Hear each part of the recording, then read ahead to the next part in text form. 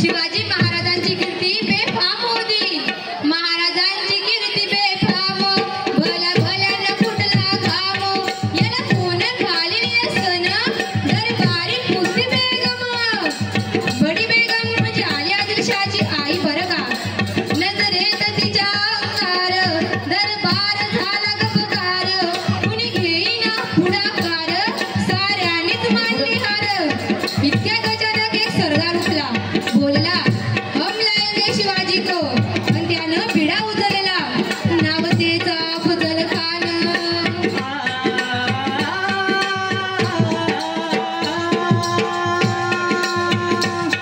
नाव त्याचा अफजल खान.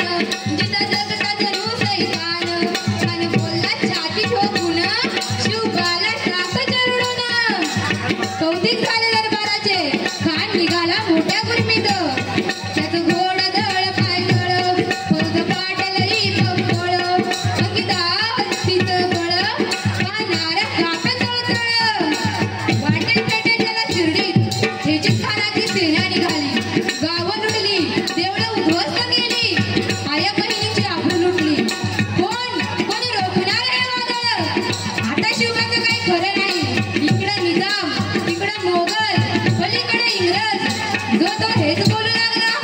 राजाची सेना मुठभर खानाला कसा थोपणार.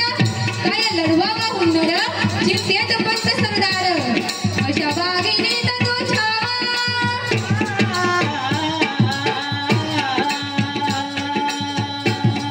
अशा वाघिणीचा तो छावा. गनिमाला कसा टेकावा. डोक्यात गनिमी गावा. भेटीला धाडले सांगावा. प्रतापगडावर आमने सामने भेटीचा सांगावा खानानं.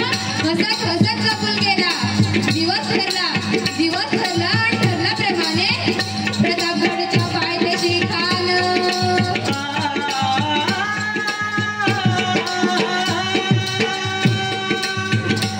प्रतापगडच्या पायथ्याशी खान. प्रतापगडच्या पायथ्याशी खान. प्रतापगडच्या पायथ्याशी खान. आला बेगुमान नाही त्याला जाण. शिवाजी राजाच्या करामती. शिवाजी राजाच्या करामती. त्याच नाही जाणीव शक्ती.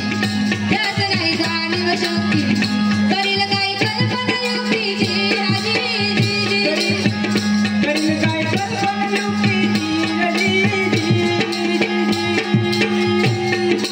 खानाच्या भेटीसाठी महाराजानं एक शानदार शामियाना उभारला होता. भेटीसाठी छान उभारीला.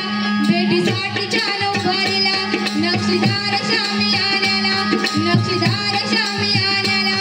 पण अशा या शामियान्यात खान डौलत डुलत आला. सय्यद बंड त्याच संगतीला. शिवबा